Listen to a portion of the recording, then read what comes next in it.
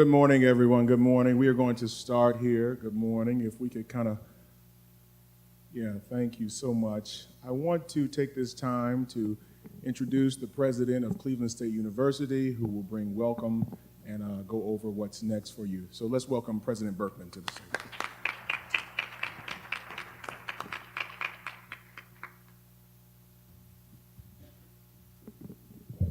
Thank you, Maurice, and thank you all for being here with us today.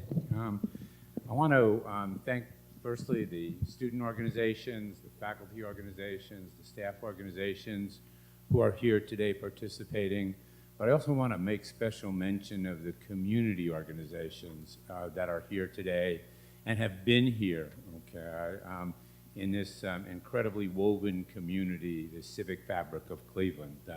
I hope I don't miss anybody. The Anti-Defamation League, the LGBT Community Center of Greater Cleveland, the Diversity Center, Equity Ohio, the Hispanic Alliance. At the end of the day, the most, in my estimation, the most significant antidote for hate is unity. That is going to be what is going to be the determining factor. And what we are here today, and what we see here today, is unity. The ability to build this coalition, represents an incredible step forward. I want to thank the panelists for being here. Judge Williams, thank you so much for being here. Kevin ONeill, thank you very much for being here. Lee Fisher, who's going to moderate it. I just want to take one more minute, to talk about some of the things that we of a university have continued to do after the posting of the vicious, toxic hate poster that appeared several weeks ago. At the meeting, the November meeting of the Board of Trustees, we will bring to our board to codify as university policy the preferred name policy, which was in motion and was going to be a university a college policy, but will now be a codified Board of Trustees statutory policy. We have, yes, I think it does. And credit to Chairman Bernie Moreno, for helping us push this and get the support of the board behind this. We have ramped up security at the LGBTQ plus center, new cameras, graduate assistance, increased graduate assistance, controlled access, etc. We have, as you know, as I'm saying, connected with the larger community. We are looking at all our university policies, and I think we're going to talk about this today, to make and tighten all of the policies to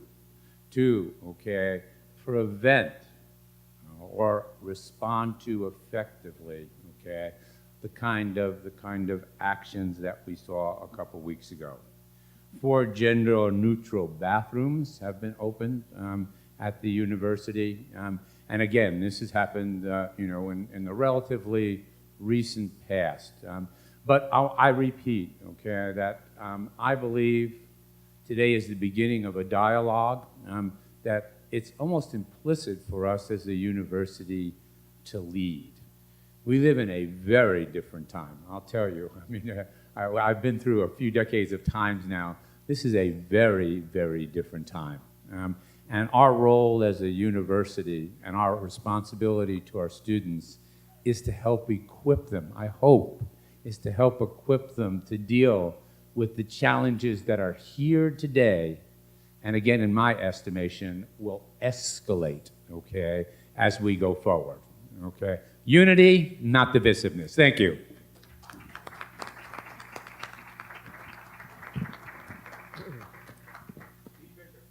Thank you, President Berkman. Thank you, everybody. Thank you, President Berkman. Thank you, Provost Zhu, and a special thanks, of course, to Vice President Maurice Stinnett, who has led this effort and is responsible for this excellent forum today. And this is one of those times when the audience is as distinguished as the panel. So we want to thank all of you for being here. I do take the prerogative of the monitor to point out one person in the audience, who is my wife. She also happens to be the president and CEO of the Diversity Center of Northeast Ohio, and I'm hoping to get a standing ovation at home if you give her a standing, no, just right. As long as you give her an ovation now. Peggy Zone Fisher right here, okay. Okay, maybe I won't get a standing ovation, but whatever, okay. We have a very distinguished panel today. Somebody who I've known for a long time, one of the great judges in our county, Judge Cassandra Collier-Williams of the Cuyahoga County Court of Common Pleas. We have Professor Kevin ONeill, who is not just an Ohio expert, but a national expert on the First Amendment and teaches a class on the First Amendment that is sold out every year to capacity because it's probably the single most popular course in our law school at Cleveland Marshall College of Law.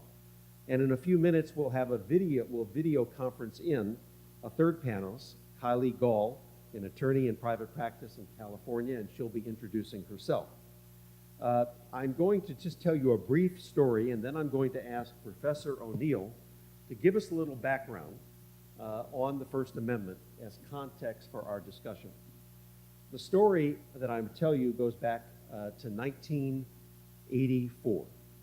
I was an Ohio State Senator, and there were a series of cross burnings on the front lawns of some African American families in the Collinwood area that I represented. The Collinwood area actually was represented by two state senators. The other state senator was Mike White, who later became the mayor of Cleveland.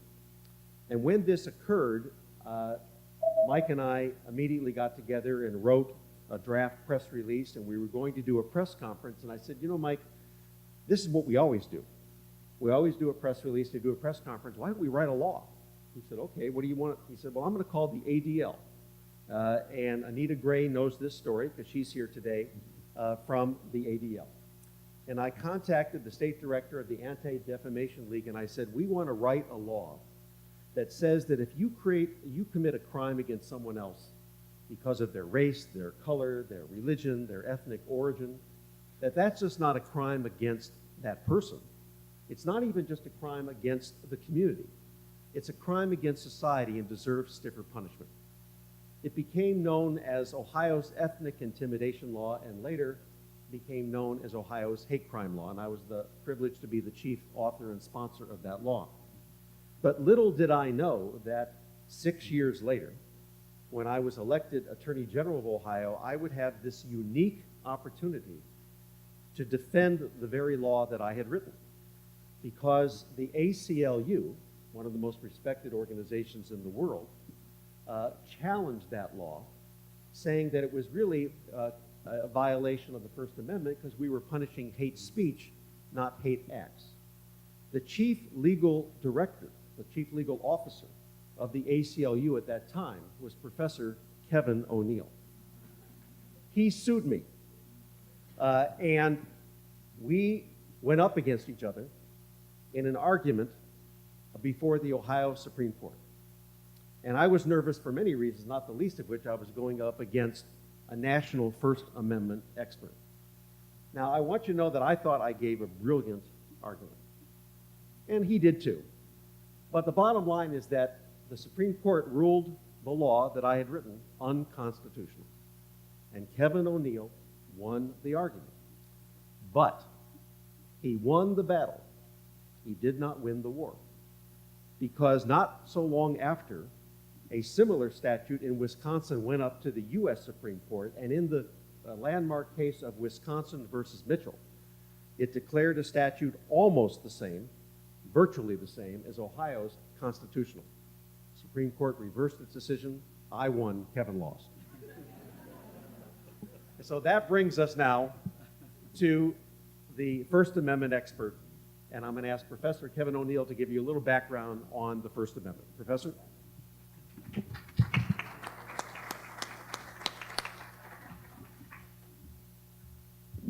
And to this day, I'm still carrying Dean Fisher's briefcase. So that's my principal job at the law school, is to carry his briefcase. So I thought that I would just try to spend 6 or 7 minutes giving you some background, basic First Amendment background, so that we all have it, and it may be helpful to our discussion. So I made a short PowerPoint presentation. Here's the text of the First Amendment. Congress shall make no law abridging the freedom of speech. Now, notice that phrasing. This comes from 1791. That's when it was ratified. Notice the phrasing. It's negative, right? And it is a restriction on governmental power to regulate speech.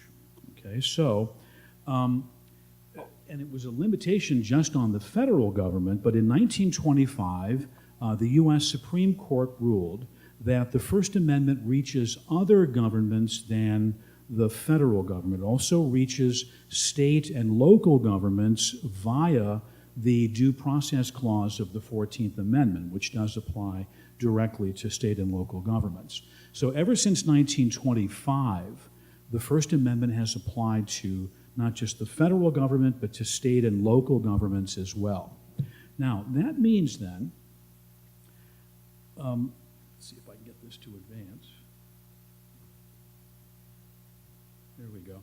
So that means then that when you're looking at a possible First Amendment problem, you have to be looking for what lawyers call state action. You're looking for some governmental restriction on speech. If you don't have state action, you don't have a First Amendment issue at all. So let's say that I go to work for a private company, let's say Progressive Insurance. And let's say that in my cubicle at Progressive Insurance, I want to put up a big poster of Che Guevara, all right?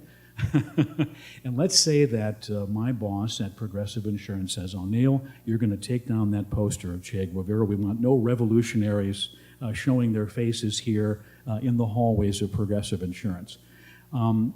Has my First Amendment right been violated? Absolutely not, because Progressive Insurance is a private organization. There is no state action, and hence the First Amendment doesn't apply. So the first important thing to remember about the First Amendment is that it serves only as a restriction on governmental regulation of speech. Now, of course, a public university like Cleveland State University is a governmental actor, so the First Amendment does reach us in ways that it would not reach a place like Case Western Reserve, which is a purely private entity.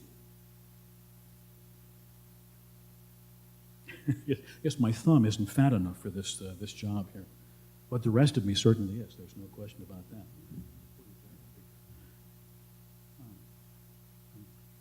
Okay. All right. So you have to press it 78 times. That's what. All right. So under the First Amendment, the government is denied one power, but it's a very important power. The government is denied the power to pick and choose which viewpoints may be expressed. Now, how did that happen? Well, it happened because of our turbulent history. Let me just, 78 times, there we go. Our history is replete with many, many efforts by the government to criminalize, to outlaw various viewpoints. And let's go back to 8 years after the First Amendment was ratified. In 1798, Congress passes a law called the Sedition Act, which made it a crime to criticize the president. Now, you know, if that were the law now, all of our late-night talk show hosts would be on death row, right? So specifically, it was a law that criminalized criticizing the president or Congress. So what happened to the First Amendment? Well, I guess Congress wasn't taking it very seriously, although this is regarded as sort of an unhappy passage in our history. Basically, the First Amendment meant almost nothing for the first 140 years of our country. It wasn't until the middle of the 20th century when the Supreme Court began in any meaningful way to enforce the First Amendment. Nobody won a First Amendment case in the U.S. Supreme Court until the year 1932.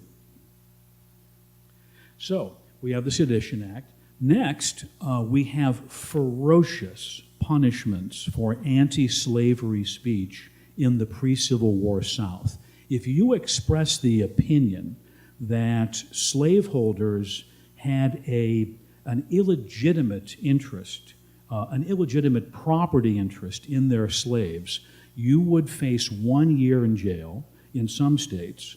In other states, for a second offense, you would spend 21 years in hard labor. So this is what some of the southern states had as a viewpoint restriction on the wrong viewpoint at that time and place. Let's fast forward to the year 1917, and women are seeking the vote. In the cities of Boston and Washington, D.C. alone, in that year alone, 500 women were arrested and jailed for protesting in favor of the right to vote. Okay. So again, and by the way, at some of those demonstrations, American soldiers and sailors beat those women savagely while police watched. No punishment for any governmental official anywhere in sight there. Okay? Again, we're criminalizing, at that time, a hated minority viewpoint. All right? And of course, the theory of the First Amendment is that the government's not allowed to punish viewpoints so that minority viewpoints have the chance to be heard and accepted by a majority of people. And once that happens, you know, they have the protections of the ballot box. Finally, one more historical example. What about opposition to our involvement in World War I? The federal government took very seriously any opposition to our intervention in World War I. 2,000 separate individuals were criminally prosecuted by the federal government for opposing our intervention in World War I, and they received 10-year jail sentences. Among them was Eugene Debs, the leader of the Socialist Party, and at this time the Socialist Party commanded 20% of the electorate in New York. So it was a minority party, but it was a substantial minority. Anyway, he gives a speech in Canton, Ohio, where he's speaking to draft-age men, and the most provocative thing he says in that speech is that you are fit for something better than cannon fodder. He is arrested, jailed, prosecuted in the old federal courthouse in Public Square, right here in Cleveland.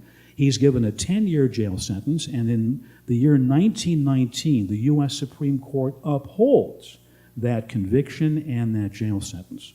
So this is why the government now is not allowed to pick and choose which viewpoints may be expressed, because the government has shown a willingness throughout the history of our country to pick and choose unpopular viewpoints for special prohibition and punishment. Now, it's important to understand that although the government has to regulate hate speech in a way that conforms with the First Amendment, there is no requirement that the government embrace hate speech. There is no requirement that the government say, oh, you know, those fascists, they do have a good point. That's not necessary. There is a distinction between the legal protections for hate speech and the appropriate moral condemnation of hateful speech. And the government is perfectly allowed to express condemnation of hateful speech. So there is a difference here between the legal requirements and the government's ability to condemn what it thinks is immoral and wrong. Now, not all speech is protected. The Supreme Court has carved out some categories of unprotected speech. On the left-hand side of the chart, you see the 5 completely unprotected speech categories. If speech falls into the narrow definition of any of those 1 categories, it is completely unprotected. The government can ban it. The government can criminalize it. Over on the right-hand side are 3 categories of speech that are less than fully protected. For example, defamatory statements, which are false statements of fact that injure a person's reputation. Commercial speech, which is commercial advertising. As we know, the government is allowed to regulate advertising to prevent false or misleading advertising. But what I think all of us are probably more interested in are the 5 categories over on the left-hand side. And we can talk more about those later if anybody wants to. But they are the advocacy of imminent lawless action. This is exhorting others to commit a violent crime now or in the immediate future. 2, obscenity. No reason to go into that right now. Child pornography, another. And then fighting words and truth threats. Those are completely unprotected as well. We can talk more about those later. Now, one last thing, and I'm sorry if I may have spoken more than my 7-minute allotment here. You should be aware that the Supreme Court in the early to mid-1990s made it extremely difficult for governments to prohibit hate speech in a series of decisions. I think the 3 most important ones are listed up here. You have RAV versus City of St. Paul, which struck down a hate crime statute. The court did uphold in Wisconsin versus Mitchell precisely the kind of law that Dean Fisher advocated. So what we're talking about here is hate speech, not crimes where you're selecting your victim based on a bigoted viewpoint. That's what the court upheld in Wisconsin versus Mitchell. But in RAV, the court made it almost impossible to enact a hate speech provision in an ordinance. Also, college hate speech codes were struck down all over the country in the late 80s and early 90s. Let me try to explain why in 30 seconds. If the government is going to ban speech, it needs to find one or more unprotected speech categories and to ban the speech that is within those unprotected speech categories. As long as the government regulates speech within one or more of the unprotected speech categories, the government is on firm ground. The problem is that in order to punish a lot of hateful speech, speech that is deeply, deeply felt by various people in society, the government often has to enact a hate speech prohibition that goes beyond these narrow definitions of these unprotected speech categories. And so these laws all got struck down on overbreadth grounds. So that's basically the background. I've already spoken too long, and I apologize.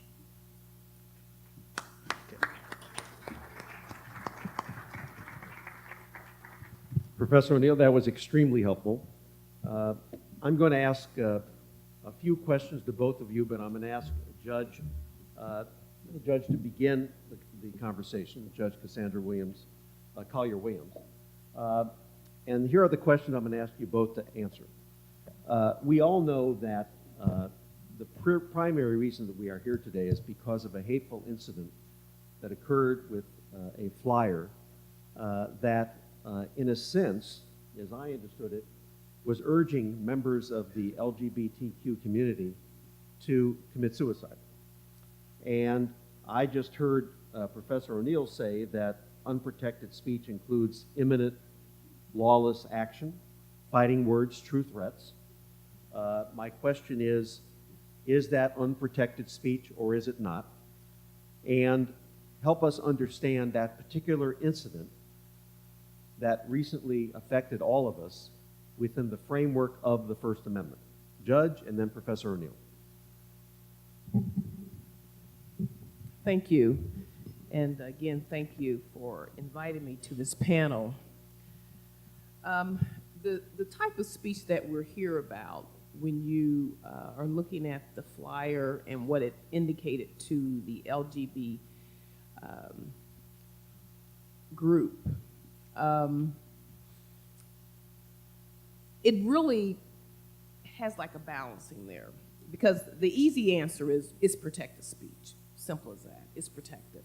And it's protected because it was a posting that was within the guidelines, I'm assuming, of the university, even though I think that they did not get proper permission before they put it up. But if the university allows groups to put up postings, then that would be okay.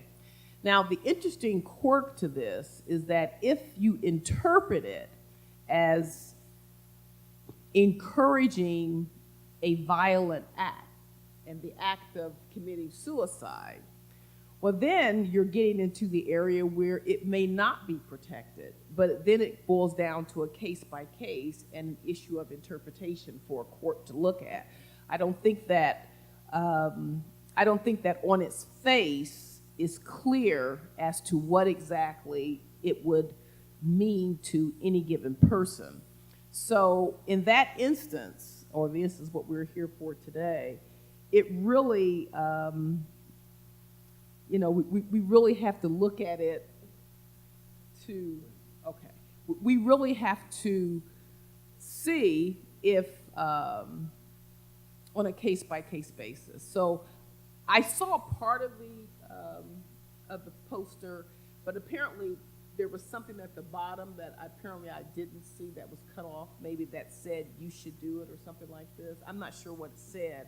But depending upon what the words are, they could be interpreted. And again, if that same poster, for example, was posted on someone's door, then that could be a direct threat, and that would be actionable.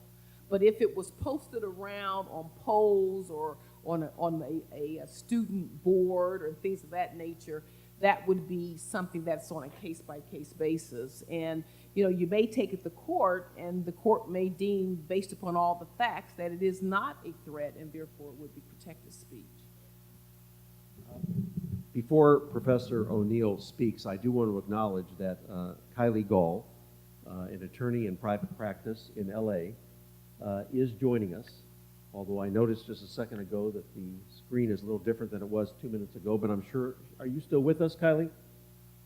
Yeah, I'm still with you. Can you see my screen? I can hear you, and for a while there we could see you, and we're going to keep working on. Now I can see you, Kylie. We're going to have Professor ONeill answer that question, and then I'm going to go back to you. Is that all right? Sure, that's no problem. Great, thanks, Kylie. Okay, Professor ONeill. Well, I'll keep this very brief because we have not heard from Ms. Gall, so you've already heard more than enough from me. I think what a First Amendment lawyer would do is to go through the categories of unprotected speech, and I think that of them, and by the way, I completely endorse everything that the judge said. I think of them, the true threats unprotected speech category is the one that I find most intriguing. If you look at the lower courts that have interpreted the true threats category, they say that the courts are required to consider all of the surrounding facts, which means that you wouldn't just look at the four corners of the poster. Now, the judge mentioned that she hadn't seen the full poster. The full poster has at its top, and please pardon my language when I'm just quoting it, it says, "Follow your fellow faggots," and then it has the suicide statistics. So you could read that as an exhortation to commit suicide. But I think that if you look at the way the body, there's a person who's hanging, you'll notice that the hands seem to be behind the back. And if you're going to commit suicide, I don't know about you, but I'm going to need the use of both hands to hang myself. And what's interesting about the poster is that the hands are not dangling down in front, they are behind. That's a lynching pose. That's what that is. And so the suggestion would be, and then the timing. The timing is right when the LGBTQ Center opens. So looking at the full, I still think this is a weak argument and many judges would reject it, but there's at least a possibility that a judge would say, I'm going to let this go to a jury, because if you look at the full factual context, if you have the LGBTQ plus center opening right when the poster materializes, part of what they seem to be saying is, if we catch any of you going into that center, we're going to come after you. And that would be, in that context, a threat. Take that poster and have, one of these rotten fascists holding it at public square on broad daylight, I don't think it has the same, it's not in the same context. You remove it, you put it in a traditional public forum, and I think you have a much harder time saying it's a threat. But post it on the campus right when that center opens, I think you can make an argument. It's a tough argument. Many judges would reject the argument, but I think that if you want to try to find an unprotected speech category for that poster in that context, I think it's true threats. I should mention that Phyllis Harris, the director of the LGBTQ Center, is here today, as Anita Gray is of the Anti-Defamation League. Alana Jochum could not be here today, but she's been very involved in this effort. She's a graduate of Cleveland Marshall and the director of Equality Ohio. And I would be remiss if I also didn't acknowledge the excellent behind-the-scenes work of Sonali Bustamante-Wilson, who's the general counsel of CSU. Now we're going to go to our special guest, Kylie Gall, who is an attorney in private practice in California. Kylie, if you could do me a favor, if you could first tell us a little about you and then your views on this subject. Please go ahead. Yeah, let me give you a little bit. As far as my background, I'm actually an attorney in Ohio and Oregon. And I'm in Portland at the moment, and I spend a fair amount of time working with young people in the LGBT community who either can't afford or don't have access to legal services. And I spend a lot of time getting their viewpoint and trying to help them through issues. And I guess it's just as a quick onset, the poster at issue is widely known to young people in Oregon. It's kind of an internet, trending thing.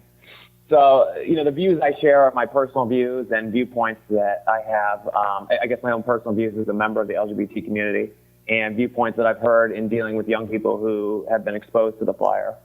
A lot of concern, I think I would say, I agree with the analysis from the professor, from Judge Collier-Williams. The question really is whether or not there's a true threat there.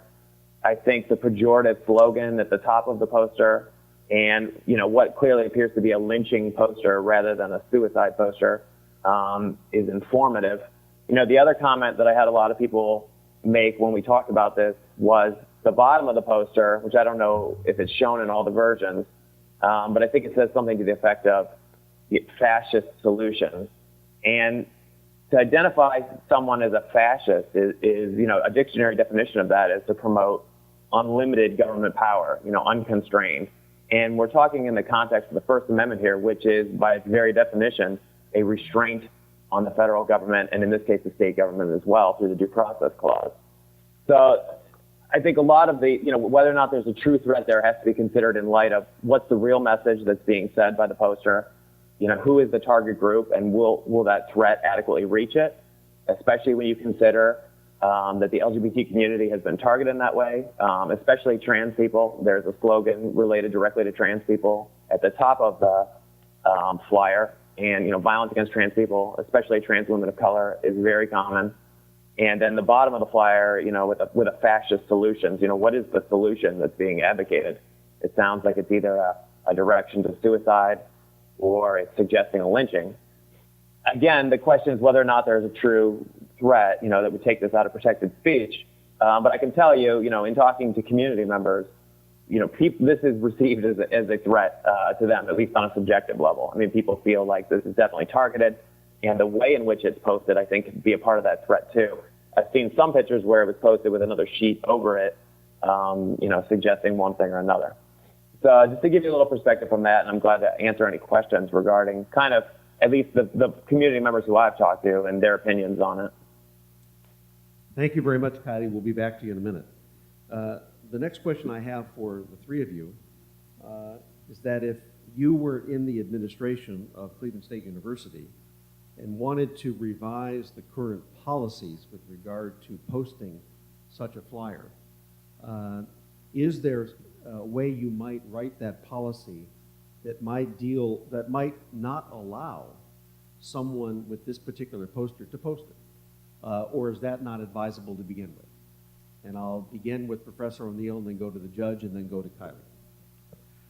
Well, I think now we're talking about a different body of First Amendment law that I didn't review for you, but it's called the Public Forum Doctrine. Public Forum Doctrine deals with any use of government property as a platform for expression. And to the extent that this is a campus of a public university, the bulletin boards that are scattered throughout the buildings may, not, well, they're certainly not traditional public forums where there's the greatest right of access. They may well be non-public forums. I'm not being clear. In the public forum doctrine arena, what the Supreme Court does is to try to figure out how to categorize the government property to which the speaker seeks access. And there are 4 different categories, and depending upon the category, the rules change, and there's greater or lesser protection. Traditional public forums are public sidewalks, public squares, public parks, public streets. This is not a traditional public forum. Then there's designated, limited, and non-public forums. With a non-public forum, there's no right of expressive access whatsoever. With limited and designated public forums, they are created only where the government affirmatively dedicates the space for expressive purposes. Now, I don't know if those were departmental bulletin boards, which might properly be regarded as a limited or non-public forum, but that's, I think, the analysis that you would go through. You'd ask yourself, how do we categorize the bulletin board? It could very well be a non-public forum. Remember, this whole building is a non-public forum. My classroom is a non-public forum. The entire law school is a non-public forum. And in non-public forums, the government does not have to afford any expressive access whatsoever. And with a limited public forum, it's only where the government has expressly dedicated the property to some limited expressive purpose. And the government can limit it to that purpose. So I think that this is probably the right First Amendment doctrine to be looking at when you're looking at the display of this poster on a bulletin board on a public university's campus. Judge? Yeah, and just piggybacking on what he's saying here, if you're going to limit the bulletin board, then it's limited across the board. So if you say, I don't want this type of speech, so now I don't want any type of speech up on these bulletin boards, that's for everything, and for everything, then it's all gone. If you say, well, we want to let some of it in, but we want to keep out the hateful speech, that's where the problem arises. So I think it boils down to either you allow it and you allow it all across the board, or you say there's going to be none of it. And so it's none across the board. Because when you begin to pick and choose, there's a quote that I had here from one case that I was looking at. And this is from a Supreme Court case that came out regarding free speech. And it was talking about one of the, Justice Alito indicated, and I quote, "The proudest boast of our free speech jurisprudence is that we protect the freedom to express the thought that we hate." So if you are standing up on the First Amendment, and if you understand that that right applies to everyone, then you really can't limit the access to a bulletin board unless you say you limit it across the board. So in agreement with what he says, like you said, the law school is, you can't just go in there, it's non-public. And that may be something that the school as a whole want to embrace. But if you don't do that, then you are looking at allowing it from everybody with all types of thoughts as well, as long as they don't hit those categories that we indicated are not allowed. Kylie, are you still with us? Yeah, still with you. You may hear not have my my video, question? but with you by audio. Did you hear my question? Obviously, I agree. To the extent you're going to make a restriction, it has to be applied across the board. I think we would just want to be clear that, categories about threats or imminent violence or imminent unlawful activity are going to be prohibited across the board. No organization will have a chance to do that. I don't know that it's not clear to me whether this posting was on a public bulletin board or whether it was reserved for a different purpose. But to the extent you had a permitting system or you had a restriction on who could post something, obviously that needs to be uniform. We have only 10 minutes left according to my agenda, and am I allowed to open it up to questions from the audience? Great, I'd like to do that. So we have some microphones on both sides. All you have to do is raise your hand, and I ask you if you are comfortable to identify who you are. If you're not comfortable, you don't have to. Okay, let's go over here first. Hi, my name's Emily. I just want to get a better understanding of exactly what our poster hanging policy is. I think that it's fair to say that none of us on this panel can answer that question authoritatively, but is there somebody here who's comfortable doing so? Sonali, you want to come up here and use this mic or use that mic? Okay, this is Sonali Bustamante Wilson, General Counsel, Chief Legal Counsel, you know what I'm doing, Cleveland State University. Okay. Yeah, the question was, what does the current policy say that affected this particular poster?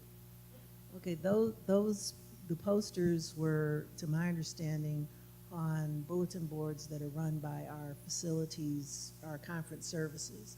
And in order for a poster to be on those particular bulletin boards, they have to have a stamp of approval. And those posters did not have the stamp and were taken down immediately because of that. So there was no determination of content or anything. It violated the policy of pre-approval. Sonali, if I could just ask a follow-up question. Let's assume that they had followed the approval policy. Is there anything in that policy that would have still said that it had to be taken down, or as long as if they received permission under the current policy, there was nothing the university could do and it would have to keep it up? If it had gone, if it would have been a balancing decision, then at that point, similar to what the panelists have talked about in terms of, whether it was threatening, whether there was nothing else in the policy for those particular posters at that time. We didn't get to that because they were taken down.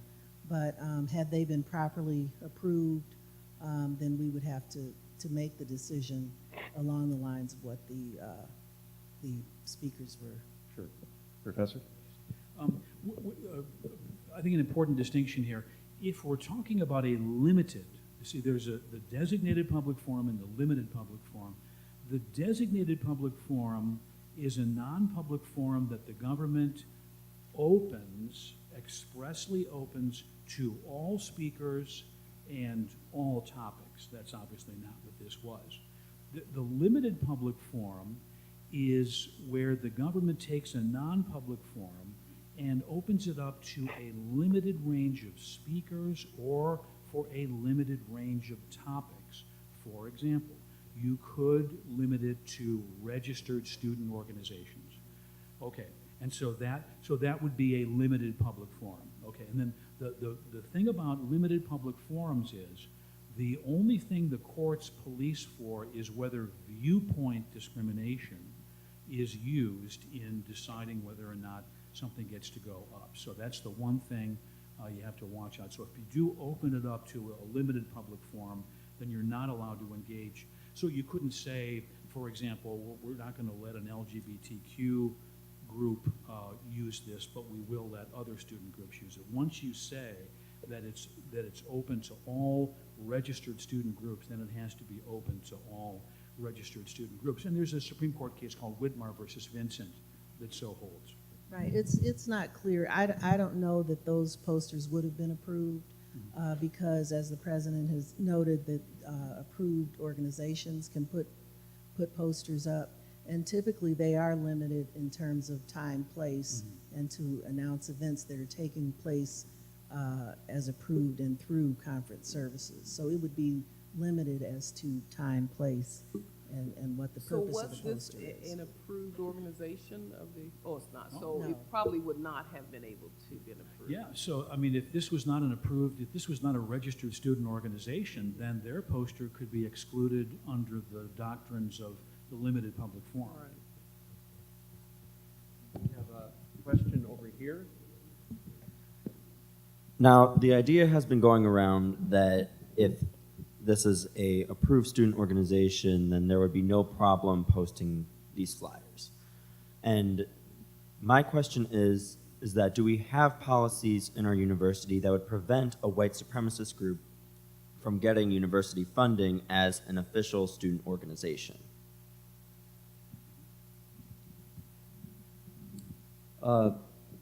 Maybe I'll ask Professor ONeill first to answer whether or not the university could even do that. I don't know what the policies are. I don't think that the government can pick and choose which organizations get approval and which don't. I think that they have to have what is essentially a neutral criteria. In other words, we're going to open this up to all registered student groups. That's okay. But as the Supreme Court has said in Widmar versus Vincent, once you start just picking and choosing which student groups get to speak based on their viewpoint, now you're in trouble under the First Amendment. Let's go to another question. Let's go to the back of the room next. Yeah, my name is Shahad Abdul Karim. I'm Director of Facilities here on campus. Just want to clarify that postings are not allowed in any other location but bulletin boards. So any posting that's placed on any walls, doors, handrails, columns, concrete, areas of the campus, those are not allowed whether the message is good or bad. All locations that are designated for posting are usually managed by either conference services or the department that owns them. And I know that Rodolfo here can explain how student groups can put postings on those bulletin boards that are managed by conference services. So if you don't mind, I'd like to pass the mic on to him to explain. My name is Rodolfo Paxton, and I'm the current Director of Conference Services and Events here at Cleveland State University. Thank you, Shahada, for painting me into a corner. That being said, clarity on the posting policies of the university. The facility use policy by the university, which is published online, states that the use of space and facilities here for non-academic use is determined by the president or his designee. In this case, the designee by policy is conference services. And in this case, the postings on the bulletin board, specifically the ones where the flyers were found in main classroom, that's my turf. Conference services oversees 33 general use bulletin boards from Urban all the way to Fenn Tower. Those happen to be the ones that we were responsible for. That being said, those flyers that went up were never vetted through our office. Were never brought to our office for approval for posting, because you can see if you go to the boards now, which we police on a daily basis, if there is literature on there that does not have a stamp from us, that's the guarantee that it never went through the proper procedures and were approved, were stamped by us, and set up by my staff. That being said, the overall policy, which I stated, is non-academic use of space by the president's designee. My internal rules within the Office of Conference Services in determining what is approved and what isn't approved, again, the differentiation between the rules and the policy. The rules in conference services, which are signed off by me, and which I have to approve, is, does the flyer provide a service, resource, or opportunity for the internal CSU community and originates from the internal CSU community? Faculty, student, or staff? Is it faculty or a staff program, a resource that's offered to the internal CSU community? Student, is it a registered student organization through the Office of Student Life? The other thing that the internal rules, which I use to govern what is approved or not, is the CSU business? Does it benefit us? Is it a service? Is it a resource? Does it benefit us? Because if it's not, I'm not going to approve it. That being said, I use those rules and guidelines because I don't want our boards situated within our academic buildings to degenerate into a Craigslist with people advertising they need a roommate, or they're selling their 1996 Honda Accord, or that there are drink specials over at this bar over at the Flats. Because that's what we ran into a couple years ago when we decided to just say, okay, we'll accept things as long as it's not obscene or it isn't threatening or whatnot, but it started to get out of hand. So for those of you who may have been conscious or noticed in the last couple of years, the boards kind of got cleaner, there was less garbage on them, and now we police them every day, and if it doesn't have a stamp, we take them down. So again, the policy is non-academic use of space, discretion of the president or his designee, the internal rule within conference services, the director approves it under these rules, and the rules are, is this internal CSU? Is this a benefit to the internal CSU community that's provided by internal CSU? Thank Questions? you. You know, even though we were scheduled to stop at 12:30, Vice President Stinnett has given me the sign that we can go a little over. So here's what we're going to do. We're going to take 2 more questions from the audience, and then I'm going to ask each panelist to make any concluding remarks. Please go ahead. Hello, my name is Simran Virkar. I'm a student activist and advocate, and what my question is I would like an elaboration on what defines a threat and a definition of a threat under unprotected speech, because many students felt that poster was a threat in terms of, if you do not kill yourself, we will, and I would like to hear more about what constitutes a threat under unprotected speech. I anticipated this question, and so I have the text. I anticipated this question, so I have some extra slides, one that specifically deals with the elements of a true threat, of an unprotected threat. Yeah, same presentation. Okay, let's scroll down.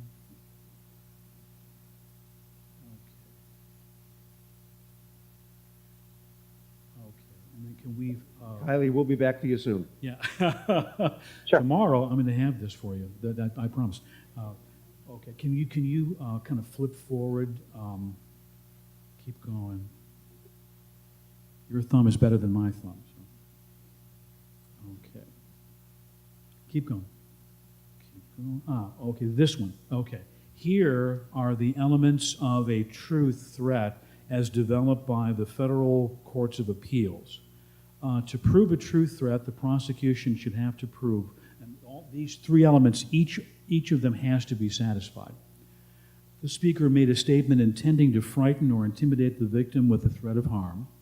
The speaker knowingly suggested that the threat would be carried out by the speaker or his co-conspirators, and that a reasonable person who heard the statement would conclude that it was meant to threaten the victim with harm.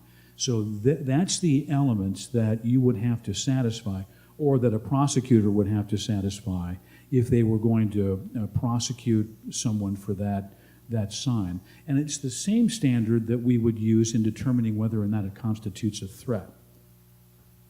Thank you, sir. That's very helpful. Let's go back there. Hi, my name is Nikki Antonio. Oh, I'm a State Representative Nikki Antonio. Thank Yes. you. I appreciate the conversation, and my question for the panel, all of you, is that right now there is a piece of legislation that has been recently bantered about, introduced. I don't have a number for you, but they're calling it the Campus Free Speech Act. For all of you who have read 1984, you know that sometimes things are not what they appear to be. And with this act, it actually, while the name suggests that it expands free speech, it actually limits free speech, especially, my understanding is the discretion of the president, which in this case, according to what I understand, ultimately made this possible to remove these posters. Should that Free Speech Act in Ohio pass, presidents would not be allowed to exhibit their discretion. Can you say a little bit about where state law comes right up against public policy of universities? Thank you. Let me try to have Kylie address that question. Kylie, could you hear the question? There's a piece Yeah, referring to the pending legislation, the campus free speech bill. Yes. I guess I would agree with the speaker's characterization of the bill as possibly a misnomer, as an attempt to restrict the president's discretion on that. I mean, ultimately, on a personal level, I wouldn't be in favor of that legislation. But I don't think anything can cause the president to leave a threat hanging on a board. And in the case of the flyer at issue, I mean, when you strip that down, there really is no political speech in that flyer. And what some people may consider, oh, this is political speech, this should be up, we need to eliminate the discretion. Any kind of state law you would pass would not change First Amendment protections under the federal Constitution, or the lack thereof applicable to certain speech. So hate speech would still be hate speech. While I personally wouldn't support that legislation as drafted, I can't see how this would change, the president's ability to take down what he or she believed was a threat. And I think if you look at the flyer at issue, there's very little political speech in that flyer to be protected. And the statistics that are on that flyer are baseless.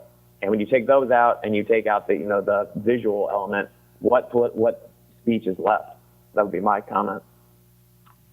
I'm going to say to the judge and the professor, even if you have something to say, hold it, and I'll let you say what you want to say, plus answer the next question. So let's go to the next question, because it's the last question. Okay. Oh, here's your last question right here. Stand up.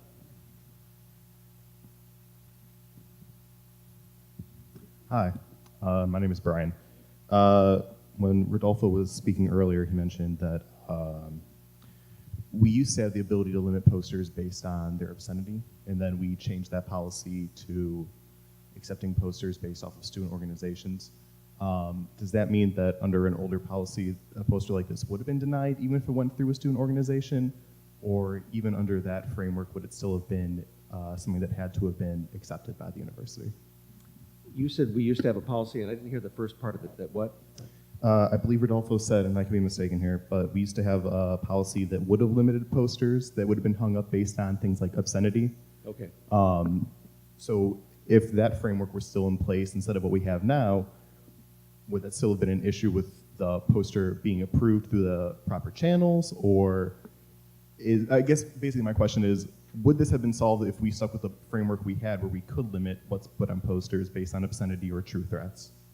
I'm going to ask each of our panelists to try to answer your question and give a concluding statement on anything they want to say.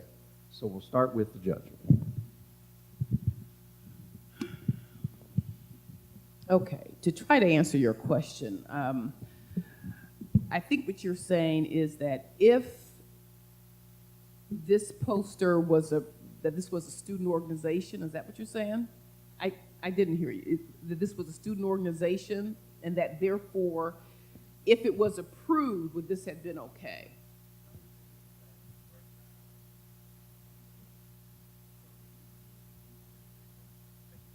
My understanding is that right now, even if something was put through by a student organization that was obscene, because it was through a student organization, we don't have the ability to limit it. However, previously, based off what I believe Rodolfo said, we would have been able to limit it because it was obscene or because it was a true threat. Mm-hmm. So would it have been protected speech in that case? Would it have been something we could have acted upon in that way, or would we have still had our hands tied? Well, I think what the person who's over those bulletin boards, I think what I heard him say was if the poster did not bring something to the university, if it did not involve something that was of benefit and not just an ad, that he would not have allowed it. Now, but the thing that caught my ear with that was he uses a lot of his discretion. And so the question becomes, if, let's say the alt-right, they started a student organization, and that organization was approved because the student organization, they said, we want to, they may say, we're not promoting hate, we just believe that America is for white people, straight, etc. And they then went to this, the place where they get the approval for the bulletin boards and say, I'm going to put up a sign that just says we have an organizational meeting and we want people to come. So the organizational meeting, I want to post a sign. Now, even though he may say, I don't want that, you guys, you spew hate, it may cause issues, I'm not going to approve it, but I think that you almost have to approve it because it's a student organization and they're talking about, they are trying to, well, let me put it this way. There's really nothing in the flyer that would be hateful or anything like that. So whenever you say that someone has a discretion and there's no real rules that are laid down, that discretion, as long as those rules are applied across the board, then you're okay. But if you say, if a I don't know, a new fraternity, I'm going to create a new fraternity and, I want to put up a flyer to get members, and you say that one's okay, then you may not be able to say that an alt-right would not be okay to have that poster to go up for a informational meeting. Now, that's how I look at it, because I think, again, the bottom line is you have to treat everybody the same. So if you say the bulletin boards are only for, I don't know, classwork, then fine. That means whatever somebody else comes up and they say, I want to put up a bulletin board talking about a meeting. Sorry, no meeting. It's only for classwork. It's only for class-involved things. But if you say, yeah, it's okay on some of these, but I don't like this organization, so I'm not going to let you do it, that's when you'll start having the problems. And that's my last. I'm going to go to Kylie next because every second goes by, I'm always worried we're going to lose that connection. So Kylie, answer that question and make any concluding statement you'd like. Yeah, I would agree with the judge's comments that to the extent that you're going to allow a student group to post flyers, any student group can post those flyers. That said, no student group can post a threatening flyer. And if whatever the standard is for determining a threat, that has to be applied to all groups. So, for example, if an LGBT group said, hey, we got to protect ourselves, we need to strike back, and suggested violence or unlawful activity, that itself would be prohibited. The standard has to be applied equally. To the extent the question is directed to the president's discretion, the president just has to do his best job in determining whether or not he thinks there's a threat under these circumstances. I think just to sum it all up with a final point, I would say when looking at something like this and considering the threat, I think it's just important to boil down a sign to its true message and, what's really being said. The First Amendment is interested in political speech first and foremost. And when you look at a sign and you see that there's very little political speech there, if any, in most cases, that item is not entitled to protection. Thank you, Kylie. Let's have concluding remarks by Professor Kevin ONeill. Okay, back to your question, sir. You posited the idea that if a speech were obscene or a true threat, it might still somehow be protected. That's not true. If speech falls within one of the unprotected speech categories, it is completely unprotected. It may be banned, it may be censored, it may be criminalized. And there's no obligation on the part of any governmental official to allow speech that falls into one of those categories. I think an easier way to deal with this problem is not to get into content, but to go back to the public forum doctrine and say, look, there's no requirement that the government open these bulletin boards for speech. There's no requirement at all. Those bulletin boards can be non-public forums. And by the way, if you want to limit it further, you can recreate as a limited public forum those bulletin boards and say they're only for upcoming events on campus. End of story. And then as the judge says, once you have created that limited category, then the government has to abide by that limited category. And it can't say, oh, well, we don't like this upcoming event, so, we're not going to allow this poster. So, but you can define your limited forum very narrowly. Also, you don't have to open it up at all. And I just published a book chapter on all this public forum stuff, and I had to research last summer to make sure I was up to date. The case law is very clear that there's no requirement to keep open a limited or designated public forum, that it doesn't have to be kept open indefinitely, that it can be shut down, and the case law is unbelievably deferential to governmental decisions to close what had been a designated or limited public forum. So to me, from an administrative standpoint, that's the way to deal with this. Don't get into content. Whatever you do, don't get into viewpoint, because the one power that is denied the government under the First Amendment is to pick and choose which viewpoints get to be expressed. And we can disagree with that, but I showed you the history, and that's where it comes from. I've been speaking too much, and I apologize. I hope that people have found this helpful. We encourage you to apply to Cleveland Marshall College Law and take his class. And with that, please join me in thanking these three outstanding panelists.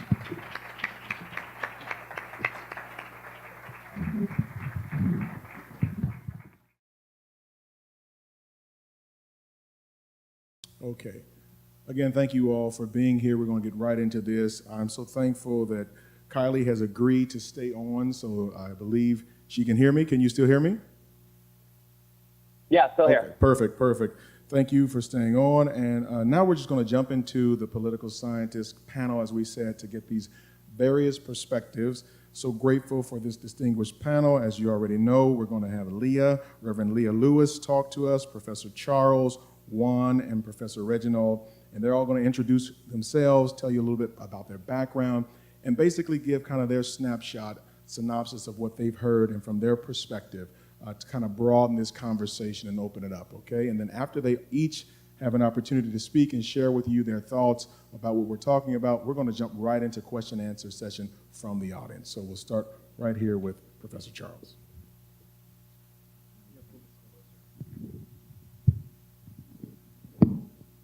Hello? Is this microphone on? Everything cool?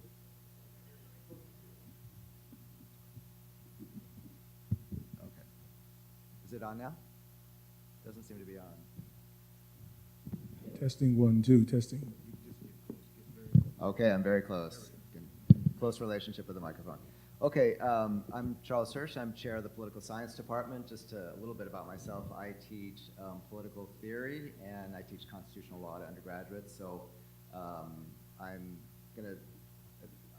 been told I have 2 to 5 minutes, which is cruel for an academic, but I will try to limit myself. So I'm just going to say a little bit about some of the legal stuff, but maybe mostly try to concentrate on more theoretical thoughts about hate speech. And because I think that hate speech can be regulated and limited, consistent with the First Amendment.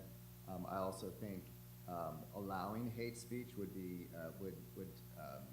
contradict the university's own anti-harassment policy. And I think it's also allowing hate speech is inconsistent with the idea of a university as a place for the exchanging of ideas. So a little bit about, we heard, I think rightfully so, a great ode to freedom of speech and the First Amendment. I'd suggest you could say that hate speech has little to do with actual speech, the so-called marketplace of ideas, right? I don't know what time it is. The so-called marketplace of ideas is the classic First Amendment justification for free speech. Oh, if we shut down a particular viewpoint, then it won't be allowed to be heard, the truth will not come out. I think you could argue that hate speech is not really an idea per se, that this poster that we saw urging gays and lesbians to kill themselves or even urging lynching really has nothing to do with the wonderful litany of great speech acts that we heard about in the past, of women's rights, of the civil rights movement, and so on, that Professor ONeill talked about. I just don't think it belongs in that list. And there's a case I do want to mention that actually speaks to this called Christian Legal Society versus Martinez. And this was a case where Hastings Law School had a regulation that any student organization could not discriminate basically on the basis of race, sexual orientation, and so on. They argue like, oh, well, this Christian Legal Society wanted to exclude gays and lesbians. And they said, oh, if you don't allow us to exclude these people, then that's violating our free speech rights, our freedom of association, and so on. And the Supreme Court said, no, you can actually, they can require groups, student groups, to allow all members, to allow gays and lesbians in particular. They said it was a limited public forum, and that as long as regulations were reasonable and viewpoint neutral, that they were consistent with the First Amendment. And they said that, you know, allowing,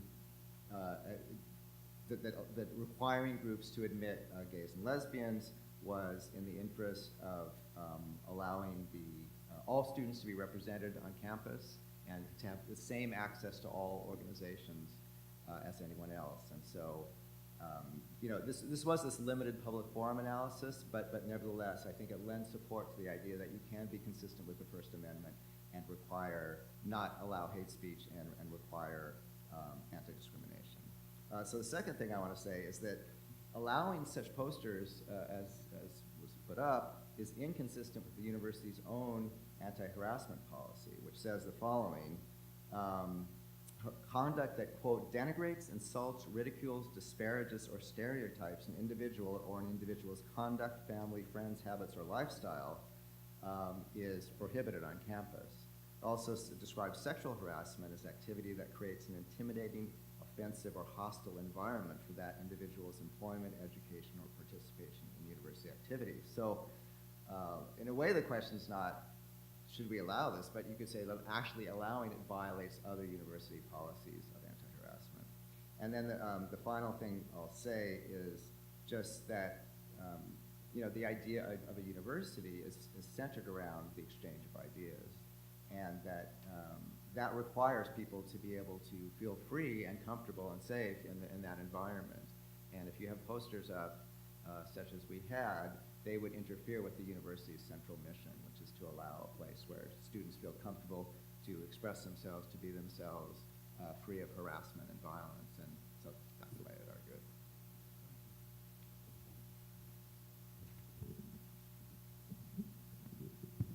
Muy buenas tardes. Le quería dar las gracias al doctor Beckman por este esfuerzo esta tarde. Muchas gracias. The reason I started in Spanish is not just to show my linguistic ability, although that's part of it. The reality is this, though, that in our community, there are 22 different Latino ethnicities. Out of those 22 ethnicities, only one are U.S. citizens by birth, Puerto Ricans. So the question I pose is the following. Is English the official language of the United States? It is not. Therefore, when me and my homies are speaking Spanish and someone steps up and says, speak American or go back home, how should I interpret that? How do I frame that discussion in a way that is relevant to our reality in America? So based on what I've heard here this morning from the panel that preceded us, clearly we could interpret that as a true threat. Speak American or go home. And we're U.S. citizens, question one. Question two, does the Constitution apply only to U.S. citizens?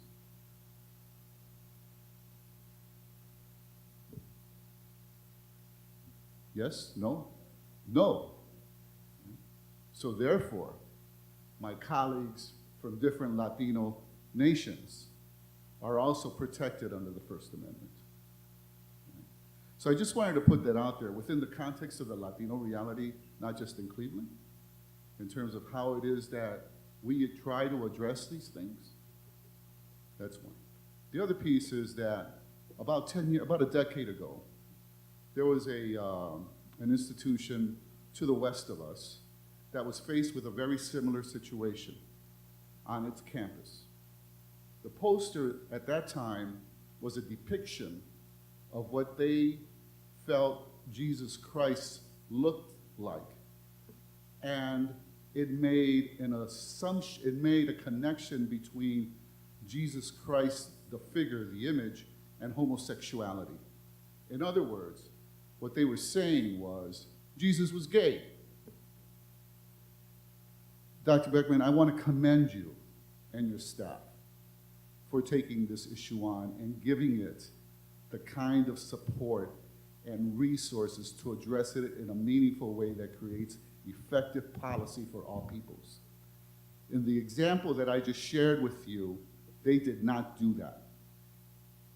The example that I just shared with you, what they ended up doing was taking the posters down, not addressing the issue of the First Amendment rights of all groups that were concerned with it. The main focus was a very Christian, right-wing, conservative approach to how dare they depict Jesus Christ as a homosexual. So congratulations to you, sir, for taking this on and giving it the merit that it deserves to address it in a way that it won't repeat itself in this way. Last thing I want to say is you all are aware of the hurricane that recently hit my homeland. And the reason this is important is because for the previous 10 years, 11, 12 years or so, the economy of Puerto Rico has been devastated, even before the hurricane, because of the $70 billion debt.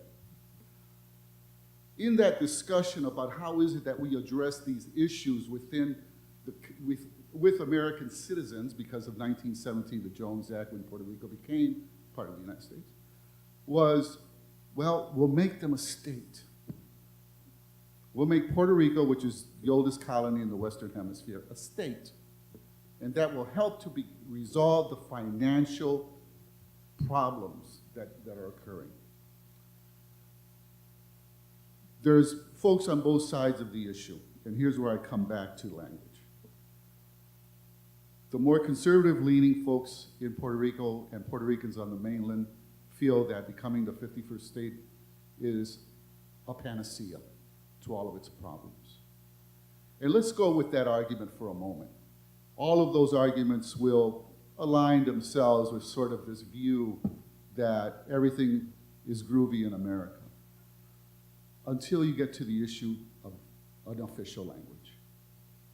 Until you get to the issue of when it comes time to acculturate 3 million more people that their first language is not English, then you begin to grasp a sense of the enormity of the language issue as it pertains to the statehood and as it pertains to the interpretation of the Constitution and the First Amendment. So that's what I wanted to share. Thank you very much. Good afternoon. My name is Leah Lewis. I'm actually Reverend Leah Lewis. I'm a former councilwoman in the village of Highland Hills. I'm a professor, an adjunct professor at Tri-C in religion. I am a graduate of Howard University School of Law, and I also have a degree from Yale Divinity School. So let me first address what might be an elephant in the room. Because I'm clergy, what might her position be on issues pertaining to the LGBT community? I support same-sex marriage. I support the right of consenting adults to select their partners with respect to their sexuality. I support the human dignity of every member of our species. So let me just lay that out so there's no confusion. I also want to say that I second every single thing that Professor Hirsch has said, because I agree with every point he has made. I too have read your policy against discrimination, harassment, sexual violence, and retaliation. But I've also read your policy on, it's called expressive activity policy. And there is a line in there that needs resolution. It appears in the second paragraph, and it says that college employees will not consider the content of expressive activities when enforcing this policy. That is it's directly a problem with respect to your harassment policy. With regard to the poster, I have not seen it, but I'm very grateful to Attorney Gall for her expression of it. My position, and let me admit I'm a lefty, is that it was hate speech, that it was inciting violence, that there is no doubt about that from my perspective. I also find it interesting that people say, well, what if this poster had been sent before institutional authorities for an assessment? It wasn't sent because the person who placed the posters knew that it would not be approved. They sought to circumvent the system. Now that you know this, and you know that there is an individual or entities out there circumventing the process, they need to be held accountable. They can be called in because of the circumvention of that process. And let me go further. As someone who has written her dissertation on sex and sexuality in the African American Baptist Church, I contend that whoever posted these posters is dangerous and quite possibly a sociopath. Why? Because they sought to break the bonds in this community. They need to be addressed in some manner, whether it is simply a conversation with key individuals in the administration, or whether you need to call in someone who can counsel and mediate them. Now, I also believe that the position that was articulated on the poster is indicative of a cry for help and attention. I think it is a person who has been socialized in a particular way, and that way really speaks to fear, ignorance, and oppression. Thank you for your time.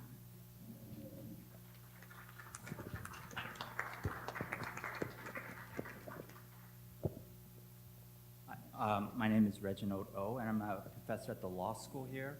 And I actually was supposed to be on the first panel, but I had a class right up to this, so that's why I'm on the second panel. So I'm going to talk a bit about some of the legal issues. I know you talked a lot about true threats on the first panel. I just would want to quickly add that there's a case called Virginia versus Black, which I don't think came up, in which the court held cross-burning was a criminal statute that prohibited cross-burning was constitutional if the cross-burning was done with the intent to intimidate.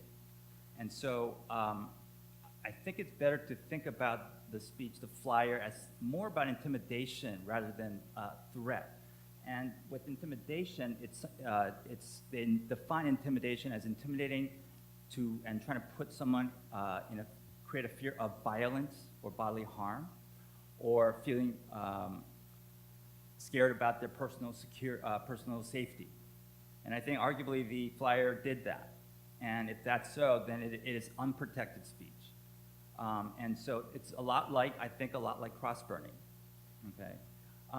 And the important thing, and the speech doesn't have to be targeted at a specific person in order to be intimidating. It could be directed towards a group of people, okay? There's a California statute which uses the word terrorizing, that you cannot terrorize people using cross-burning, other kinds of symbols. So those are, I think, if you're going to formulate some sort of policy to deal with this kind of conduct or speech, you could think of it in terms of that language and the case Virginia versus Black. What I want to talk about, secondly, is the concept or the law regarding hostile educational environments. So there are First Amendment concerns about protecting speech, but there are also legal concerns about ensuring that there is no hostile educational environment either on the basis of race or gender. These are civil rights statutes. Title VI deals with racially hostile educational environments. Title IX deals with sexual harassment, but both deal with a hostile educational environment existing when there's severe or pervasive harassment interfering with the ability of a student to participate or benefit from the educational program. And the important thing about a hostile educational environment is that a hostile educational environment is created via speech. Speech that normally would be protected by the First Amendment actually is the basis for the creation of a hostile educational environment. So there are cases in which students were subject to the N-word at a school, and that was used to show that there was a hostile educational environment.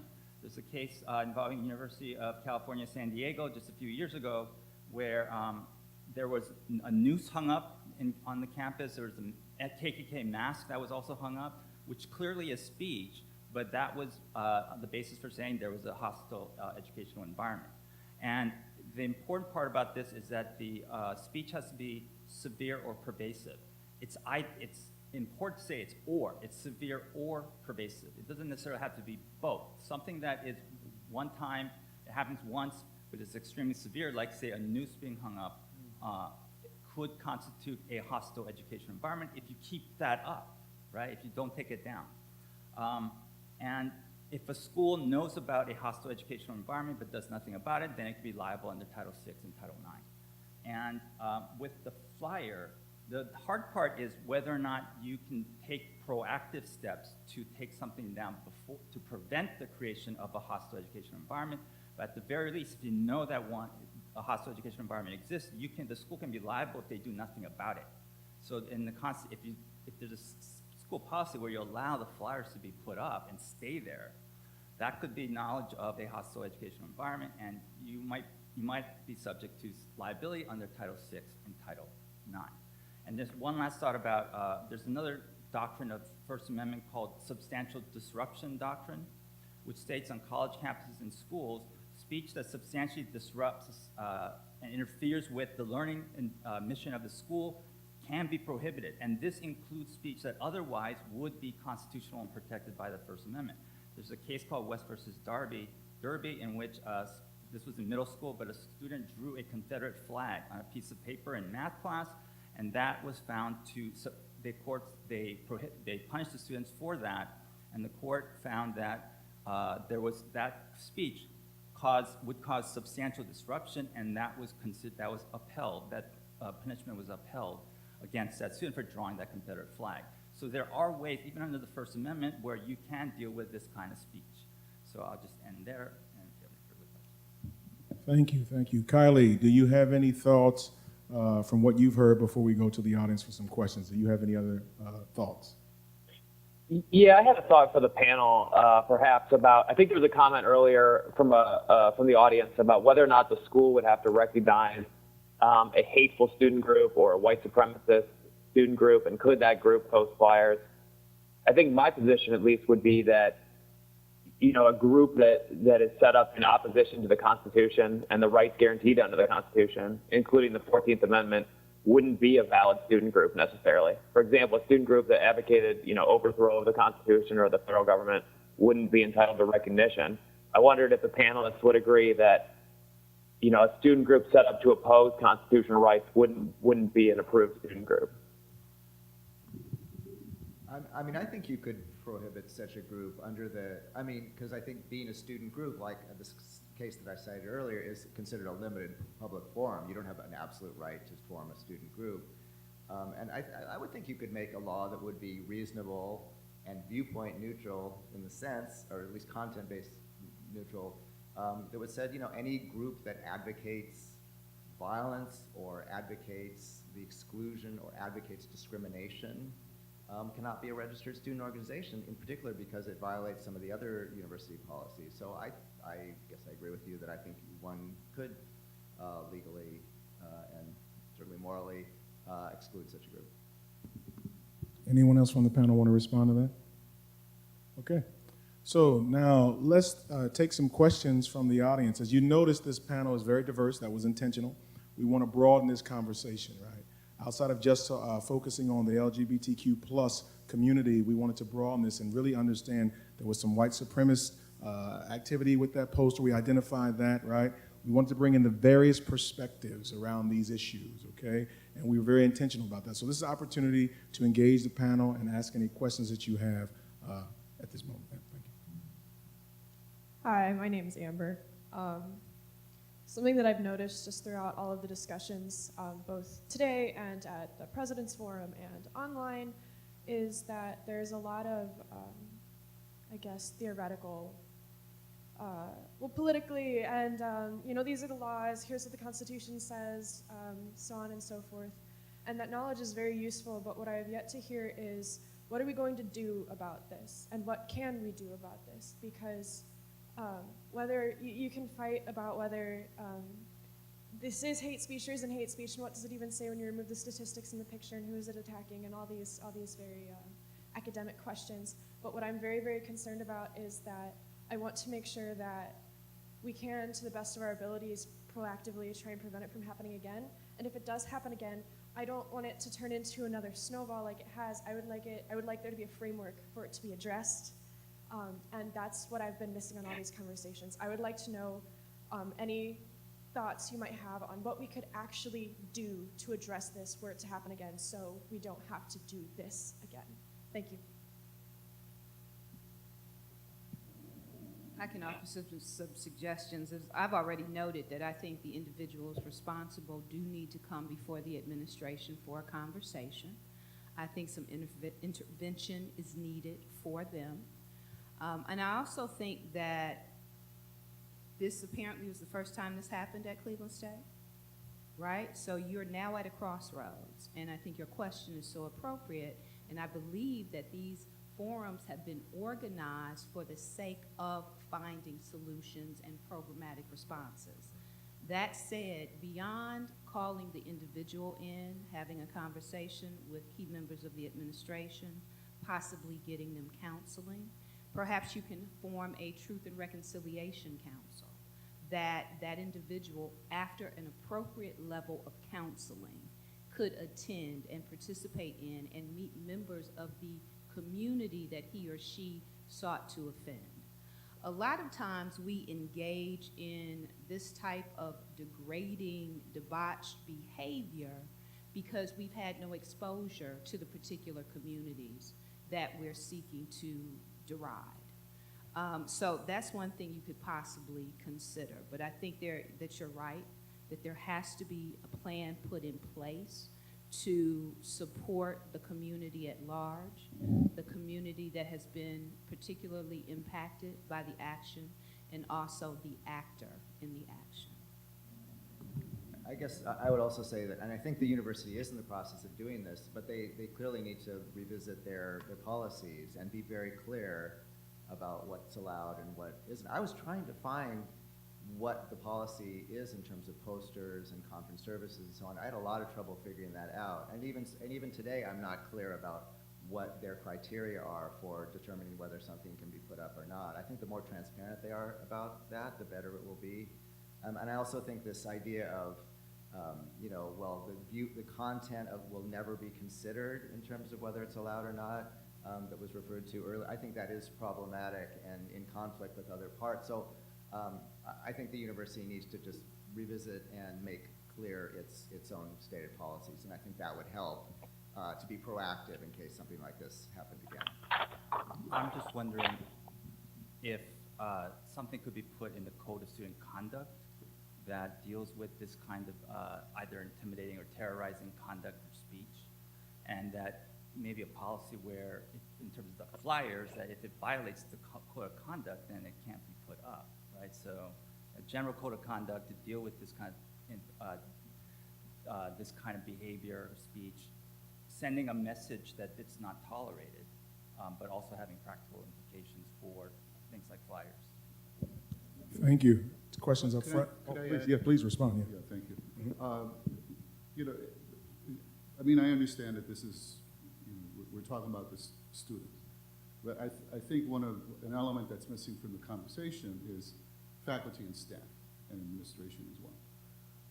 How is it that a code of conduct that we create for the student body, how is it that that same code of conduct and accountability measures are applied to the three groups I've just mentioned, administration, faculty, and staff, so that their behavior and their narrative as it pertains to issues like this also reflects the policy in a way that sends the appropriate messages that you're to the student body.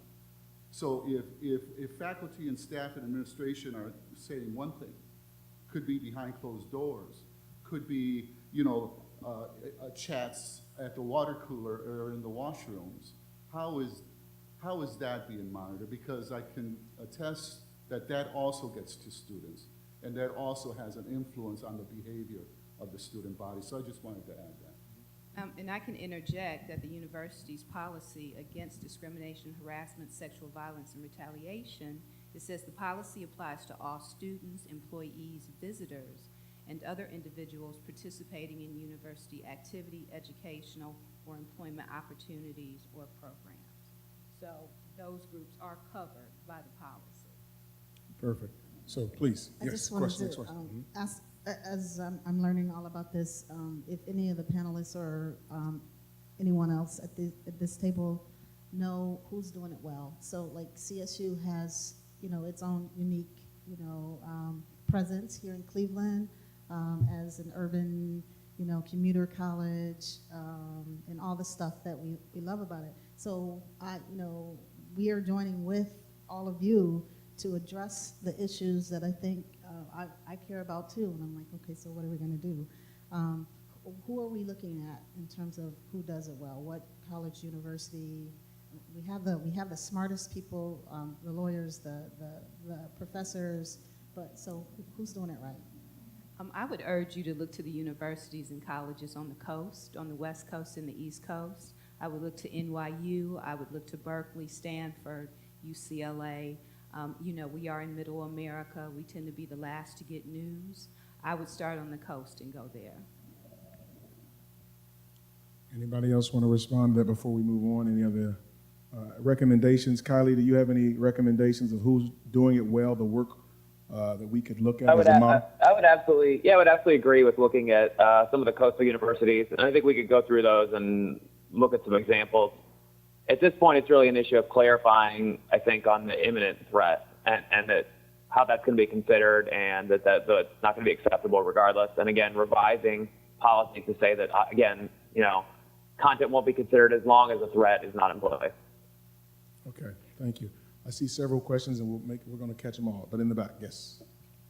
I'm Alex Roth. I'm a graduate student here, and I actually had two questions. One I think might have been potentially a couple of you can answer it, but I was curious about, because the nature of this is a public university, and what about like private spaces within public universities that can be used almost as like, potentially conduits for safe spaces for hate?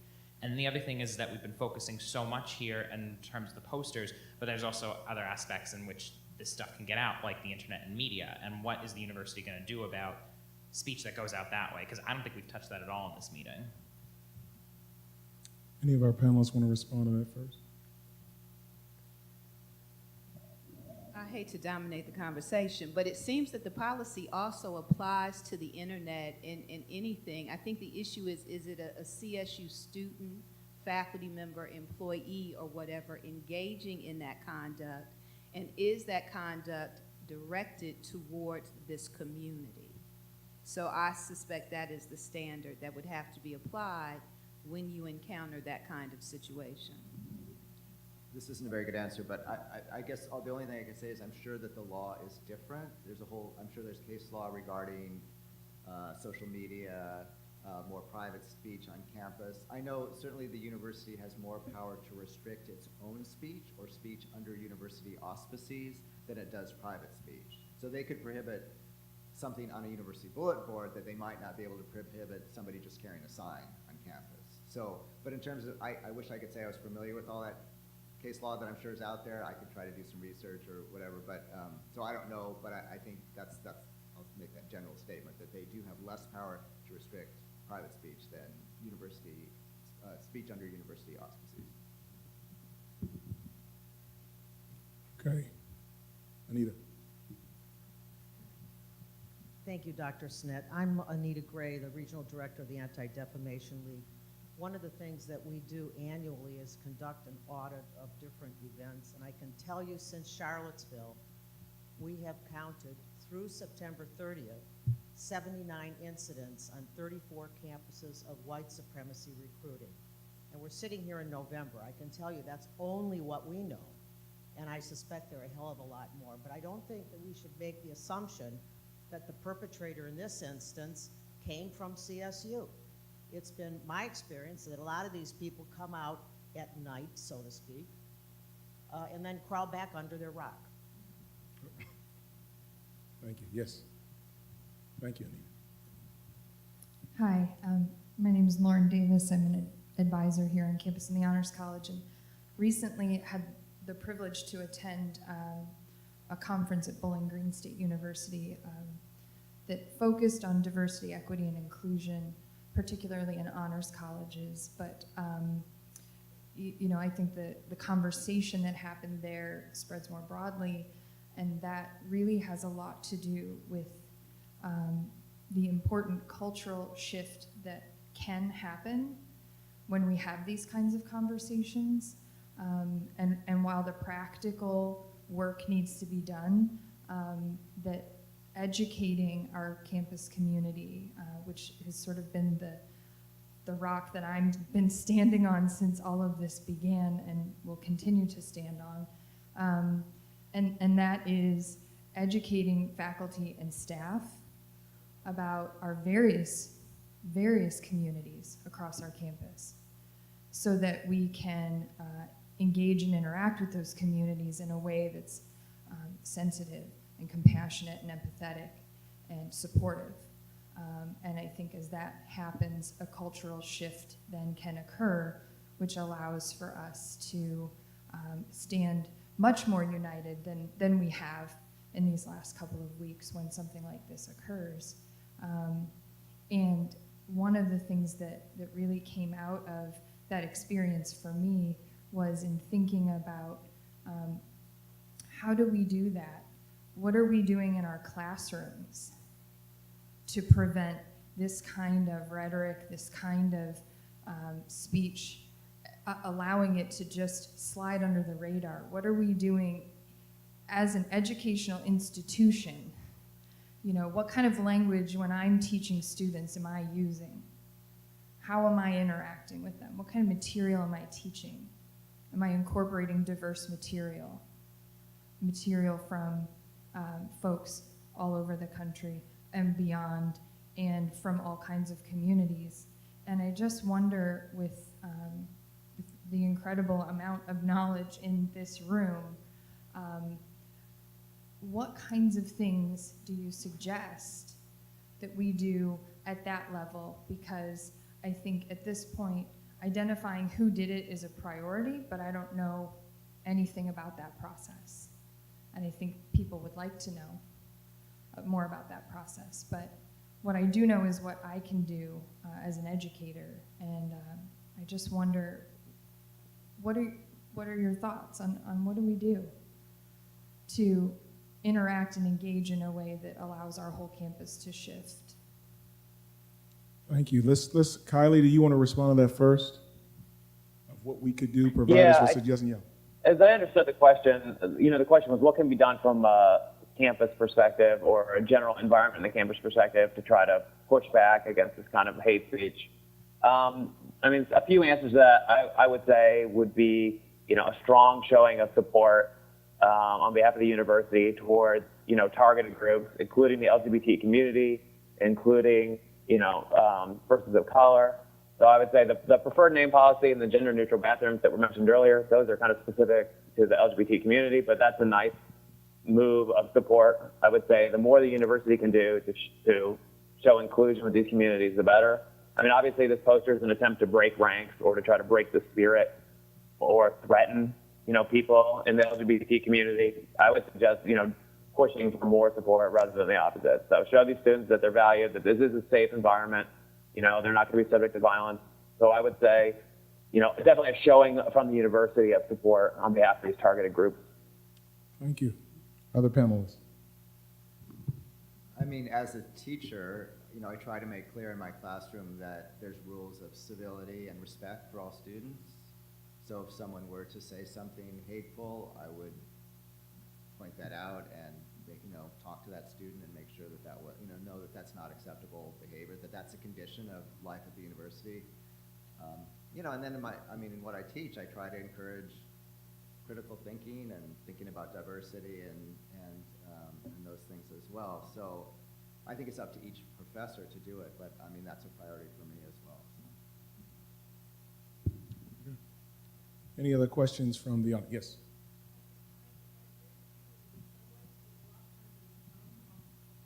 I'm a professor also, but the tweeting and the bullying and stuff that we don't know about goes on.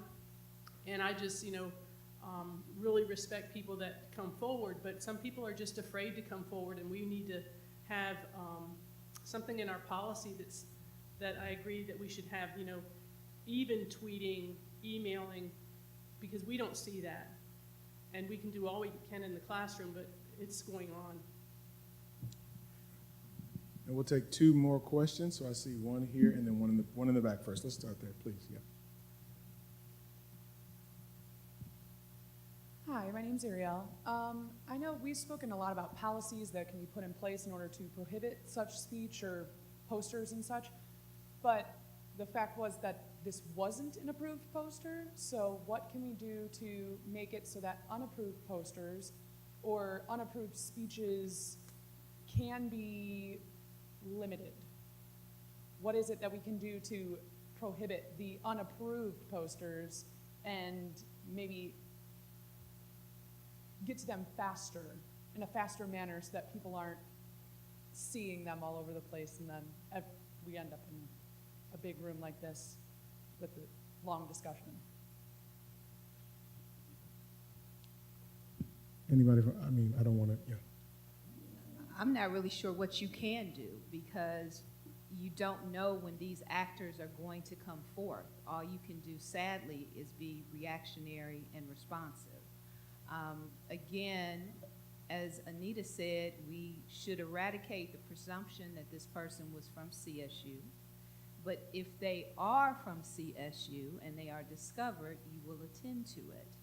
And in doing that, you send a very clear message to members of your community that that kind of behavior is deemed inappropriate, unacceptable, and will not be tolerated.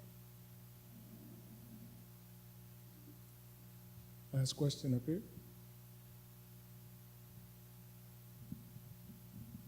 Hi, my name is Simran Kaur. My question is that we have talked a lot about what we can do within the framework of the First Amendment. We've talked about passing policies from the viewpoints of intimidation or terrorism. And what I want to ask is, what are the next steps? What do the panelists think would be ideal next steps for moving forward, so that instead of discussions, we can see some action to prevent things like this from happening again? Let me, and again, I'm not in an academic environment regularly, but I can tell you from the perspective of the community, when we run across this kind of intimidation, one thing is, is to be, how do you feel, how do you generate an atmosphere of power? And because that's critical, and the way to do that is through education and awareness. And going back to my initial opening comments, in terms of just a simple thing about speaking American versus speaking Spanish, for example, how is it that we are able to promote the fact that speaking Spanish is legal in this country? That's a very hands-on approach. That's about creating awareness within your spheres, whether it's a student group, whether it's a particular classroom, particular class, is to create the sense of ownership of where and control of where you're in. So that's what we do. I don't know how you could massage that to fit within the context of what we're talking about this afternoon, but clearly that level of self-awareness, camaraderie, solidarity, those types of things with one another that will push back against these kinds of acts. I guess the only thing I might say is, from the administration's point of view, that if you could set up some kind of protocol to figure out how you respond, so that you're not reinventing the wheel every single time this happens. That basically you got to acknowledge that this will come up again at some point, and then be proactive in laying out steps of how to respond. So maybe laying out some protocol might be an effective way of dealing with, anticipating that this will happen, and then dealing with it effectively. And I would say, as members of the LGBTQ community, you need to be organized. You have been a part of these discussions now. I would get together, lay out your expectations, even your demands, and then present them to your administration in a very clear way, if you have not done that already. I'm seeing some eyes roll, so perhaps you have. But, you know, it's really incumbent upon you to keep the fire under them. I have no doubt that your administration wants to respond and will respond, but it's about a conversation. It's about a negotiation. And if you want to influence the policy, you definitely have to have a clear understanding of what your expectations are. I don't really have much to add, but you know, it's a combination of this kind of education we're talking about, and also protocols. And the last thing I would just say would be policies too, and making sure that university policies get revised in light of these things and be made transparent. And so, I think it's got to be a combination approach. Excellent. Thank you. Thank you. Let's put our hands together for the panelists. Thank you so much. Thank you again, Kylie, for joining us virtually. I sincerely appreciate that. Let me give some closing remarks and kind of let you all know what our next steps are, okay? Because this was a working planning session, and we have been busy working behind the scenes. And so I think it's now the time to provide clarity and what we're doing moving forward, okay? So after this, we wanted to have this conversation so that everyone would know where we were at, what we were processing, what we were thinking about the law. We could have a shared understanding. After this panel discussion, we are moving forward with revisions, modifications. They're going to be put in the process, and that's already happening. The Office of General Counsel has already been moving on looking at our current policies and procedures. They had started that long before this unfortunate situation happened, but we are continuing to move forward with that process. And so all of the revisions and modifications and suggestions are being carefully reviewed and taken under consideration. Once that is kind of solidified, we will provide that information to you about where that's at, a timeline of events of what's happening. In addition to this large group, we have decided in order to make sure that we hear all of the various voices and opinions about this issue and to gather as much information and talent and resources, we're going to break this thing down. We're going to have smaller forums after this, starting in December, that we will actually provide with you the information about the process of where these particular procedures or policies are at. And the position is clear, and let me say this, the university's position is crystal clear on this. I mean, we're just going to make sure everybody is on the same page. We are an institution that does not condone hate, period. I mean, but now we want everyone to understand that, what that looks like, and that's where we're going to provide that information regarding the policies and procedures in those smaller group settings. Now, in addition to that, we're going to solicit your help, okay? That's when I had made a commitment that the community, you would be involved in co-constructing programming and training as we move forward. That's where we are going to invite you to once we have these various smaller forums. Why did we have this one? I want to provide clarity around that. This particular panel discussion working session bubbled up out of the conversation that we had with the student leaders and the external community organizations that we said, you know what, we want to provide a space for the various stakeholders to come, representatives to come to a meeting so that we can hear about the law and then start moving forward on what we can do and being productive. We wanted to also broaden this conversation. We didn't want to continue to focus on the LGBTQ+ community. This was about white supremacy and racism as well. And so I want to be very clear about that. We are shifting gears here. We're widening this. We're changing and reframing this conversation. This is why we had a diverse panel talking about the issues with the Hispanic community, African American community, the religious intersection with all these issues. So when you come to these smaller forums, I want you to come with that lens, to view those smaller forum sessions through that particular lens. So again, next steps. We're going to have smaller sessions that will be announced. They're going to be posted on the website. It's going to start in December. We're going to invite about 30 to 50 people per session. Again, we want those to be manageable because we want to hear you. We want to be able to get feedback. During those sessions, we're going to provide you with the updates on where those policies and procedures are at within the process. Again, these things do not happen overnight. Policies and procedures have a process that they have to go through, but we are committed to being transparent about where they are at in the process. In addition to that, we want to walk, as they say, and chew gum at the same time. So while we're waiting on the processes and policies to be developed, what are the programs? What are the trainings? What types of intervention can we start to execute now? So that's what we're going to outline, and you can look forward to seeing all of that information on the website, University Engagement.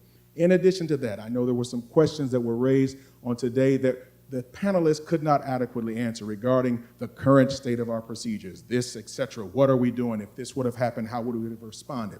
I want the students and faculty and staff to understand that we have people who are willing and ready to answer those questions outside of this setting, to let you know exactly where that's at. Shannon is in the back. Dr. Shannon is in the back. Please raise your hand there. She is right there. She has been recording those questions that you asked that you might not have felt like were adequately answered because the panelists just couldn't answer all of those. She will provide clarity for that. Her and her team, and Claire is back there as well. The team will provide clarity for you on that. So again, next steps is what are we doing, to your point? We're doing a lot. We're moving forward with looking at our policies and our procedures. They have to go through the process. We're going to be transparent with you about that. We're going to have smaller group sessions to talk about what can we do while that's going on, what can we do now to make this a more inclusive place for all of our students. Are we clear on those next steps? Okay, I thank everyone for your time and the opportunity to be here, and we had a fantastic one.